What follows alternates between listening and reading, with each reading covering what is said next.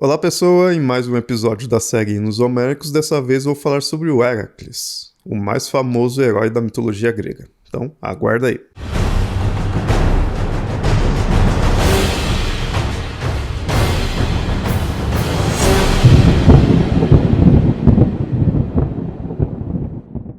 Sempre lembrando, curta aí o vídeo para não esquecer de curtir depois, se inscreva aí no canal e comente aí o que tá achando. E caso queira apoiar o Mitografias, você pode apoiar em apoia.se/mitografias ou catarse.me/mitografias. Isso é bem importante para poder produzir todo esse conteúdo aqui, além aqui do canal, no site mitografias.com.br também. Esse episódio aqui é sobre o hino homérico do Heracles. Isso chama atenção porque o Heracles é um semideus, é um herói grego semideus, então esse é um dos poucos hinos do qual não é sobre uma divindade em si, né? É sobre um herói. Mas aí tem duas questões, né?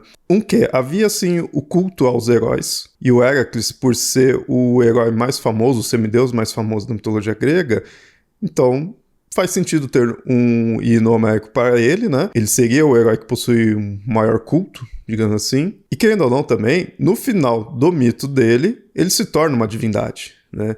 Então, ele é famoso por ser um semideus, mas ele acaba sendo uma divindade também, pelo menos no fim do seu mito. Porque até a gente não encontra mitos após a morte dele, né? Ou então após a divinização dele, né? A gente sabe o que acontece, mas não tem narrativas em si sobre isso. E esse é mais um exemplo também daqueles hinos que são bem curtos, né? E o Heracles possui um hino só, e eu acho que não passa de 10 linhas, né? Mais ou menos isso, então é bem curtinho.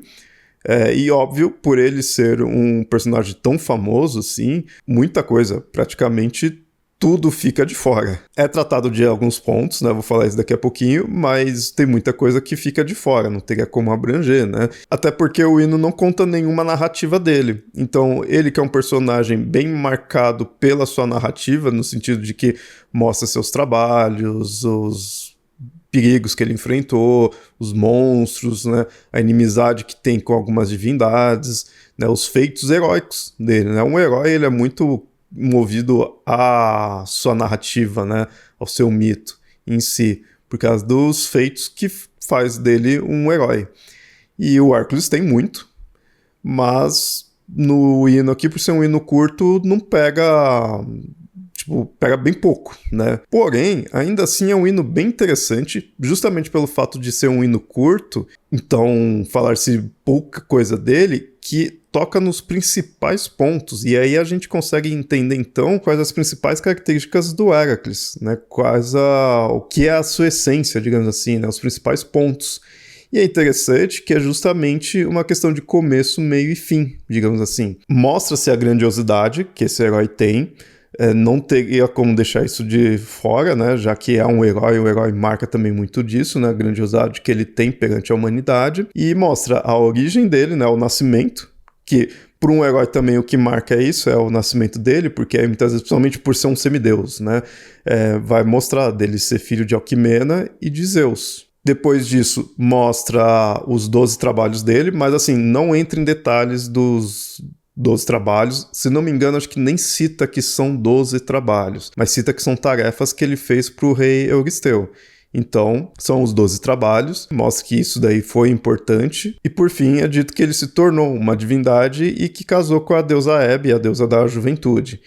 E aí é o fim, né? Então você vê, mesmo ele se tornando uma divindade, então, diferente de alguns outros heróis que simplesmente morreram, e foram pro submundo, então viraram uma sombra, em que inclusive até alguns heróis morreram, viraram sombra e até aparecem em alguns outros mitos, né? Então tem uma continuidade. O Heracles, ele poderia ter mais mitos, né, digamos assim, porque virou uma divindade, então tá lá ainda, tem como influenciar, né, no mundo todo, mas não tem muitas coisas. O mais interessante, né, o mais importante que mostra dele pós ser divinizado é o fato dele se casar com a deusa da juventude, a deusa Hebe, e esse hino mostra isso, né? Então é bem o começo, meio e fim. É o nascimento dele de ser um nascimento importante, como todo semideus tem. Seus feitos, apesar que aqui incluem apenas uma chamada, né? Ele fala dele fez as tarefas para o rei. E o fim, que é a morte, mas é a divinização dele.